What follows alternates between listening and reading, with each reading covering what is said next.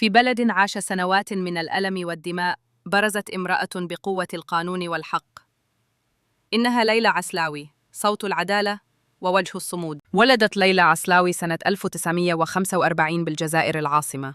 درست القانون والعلوم السياسية بجامعة الجزائر لتبدأ مسيرتها كقاضية، ثم عضوة في المحكمة العليا. في عام 1991 تولت وزارة الشباب والرياضة في حكومة محمد بوضياف، وفي سنة 1994 كلفت بمهام التضامن الوطني، لكنها استقالت بشجاعة احتجاجاً على المفاوضات مع الإرهاب بعد اغتيال زوجها الطبيب. لم تتوقف عند القضاء والسياسة، بل خطت الحقيقة على الورق.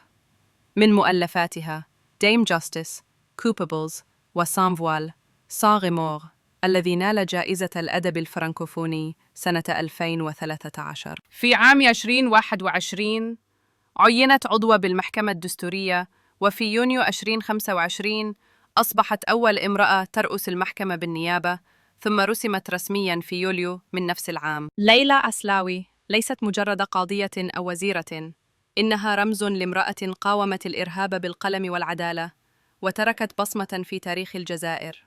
العدالة لا تموت طالما هناك من يدافع عنها. ليلى عسلاوي.